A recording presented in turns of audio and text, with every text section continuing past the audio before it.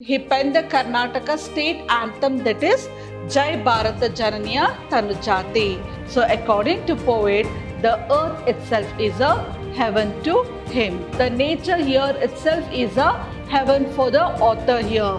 So here the author is describing the beauty of the nature.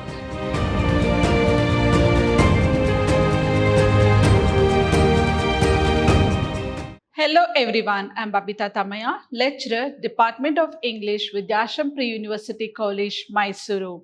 In my previous session, I had discussed about the prose. I believe that books will never disappear.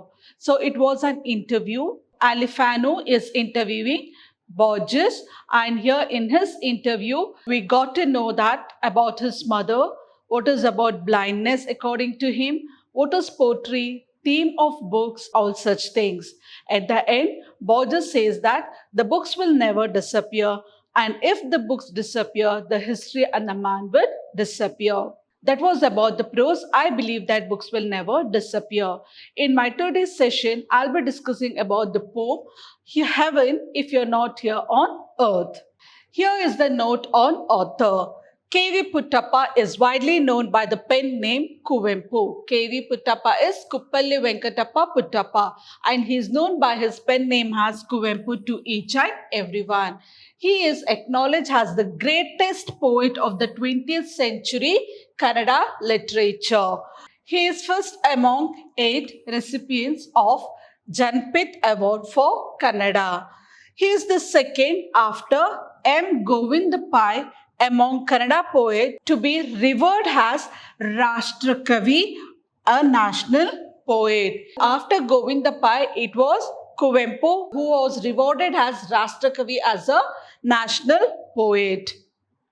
His works, Sri Ramayana Darshanam, the rewriting of the great ancient Indian epic, Ramayana in modern Kannada is regarded as revival of the era of Mahakavya in the contemporary form and charm. He was conferred Padma Vibhushana by Government of India.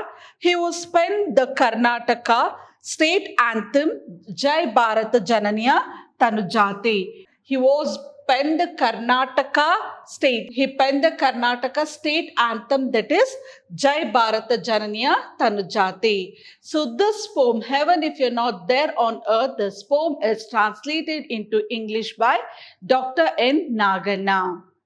So, what is about the poem? According to Kuvempu, he finds heaven on earth. As we all know, the stories what we have heard from our grandparents or from parents about heaven and hell. In this poem, let's see how the poet is explaining about the beauty of nature.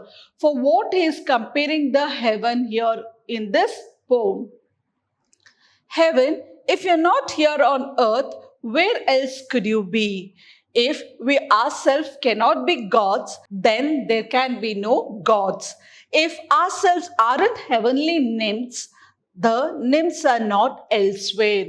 So here, where does the poet create heavens here?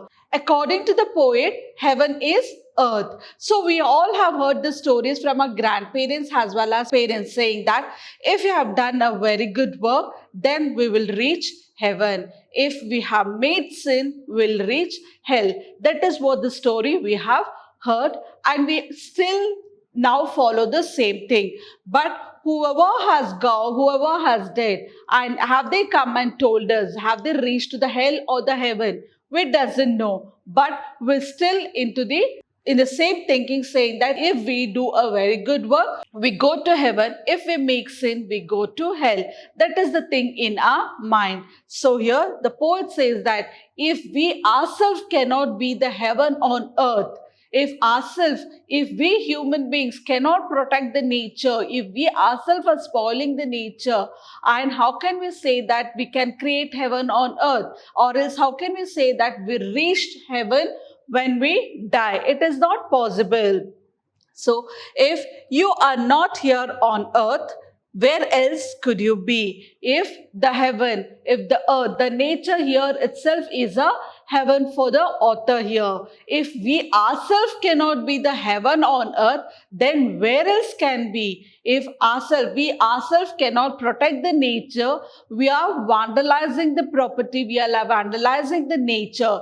If we ourselves, we human beings are not able to protect it, and where can we find the heaven? Where can we find the beauty of the nature?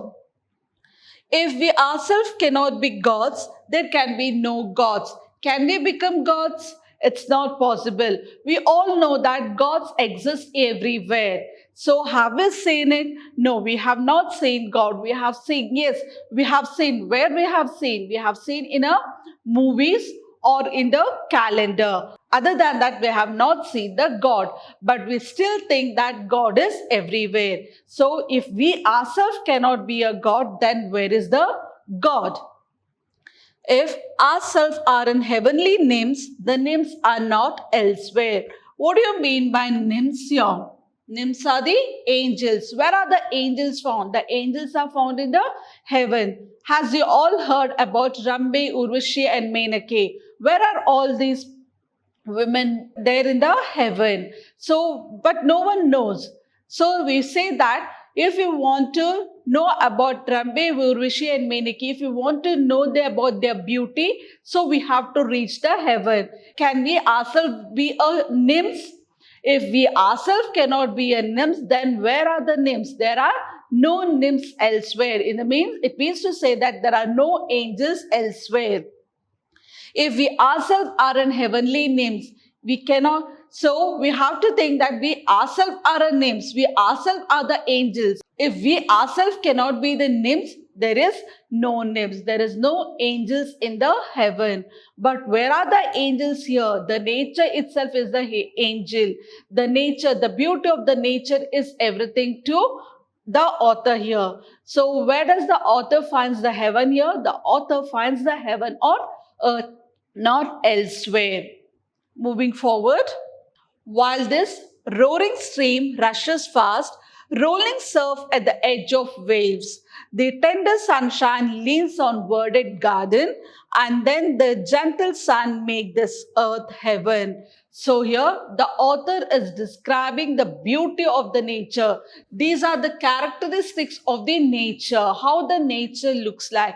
It is so beautiful, but we human beings are just trying to vandalize each and everything in the name of development. That is, we are getting developed. The day by day, the generation is developing. So because of this, what we are doing, we are just trying to destroy the nature. So who will be into the problem at the end of the day? It is we human beings ourselves. So we know that if we destroy the nature, we are the one who has to face all the problem. But even then, we are not worried about it. We'll just try to vandalize the nature day by day. So here, while the roaring stream rushes fast, if we want to see the beauty of the nature, that was in the olden days, we had many examples, many things to show. But right now, if we want to show the beauty of the nature to our children, where is it? Is it there? Can we find the same beauty what our parents told or showed us? No, we cannot find that. But where they can find only in the internet. By looking into the internet, we can just explain to our kids saying that this is the beauty of nature. Because right now we don't have any such beauties. So while the roaring stream rushes fast, you have seen the stream when the water falls from the top to bottom. It will be eye-catching. So that is the beauty of nature. Where can we find it? So here the roaring stream rushes. It rushes fast. It runs fast. And the next one is rolling surf at the edge of the waves. So you have seen the rolling surf at the edge of the waves. That is in the seas. When the waves comes, what happens? When it rolls and comes, how it looks like? It looks like a surf. That is, it's rolling. It's rolling and rolling, and it's when the waves come, it looks like a surf rolling and coming. Do we find all those things right now? No. The tender sunshine leans on verdant gardens. Tender sunshine on the verdant gardens. Verdant is lushy gardens. Where can we find the greenery now?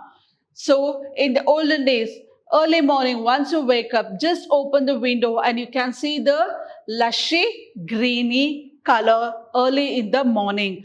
But now, is it possible? Do we see such lushy greens now? No, we will not, because we have vandalized it. So it means to say that we are moving, that is from darkness to brightness. And the gentle sun makes this earth heaven. What makes this earth heaven? The gentle sun. That is the brightness. Early morning sunshine, the brightness of the sun will make the earth looks like a heaven. So according to the author, where he finds the heaven? He finds the heaven on rushing stream fast, as well as rolling surf on the edge of the waves, verdant gardens, and the gentle sun. All these things, all these characters are the heaven to the poet here. So what does he say? The earth itself is a heaven. The beauty of nature itself is a heaven.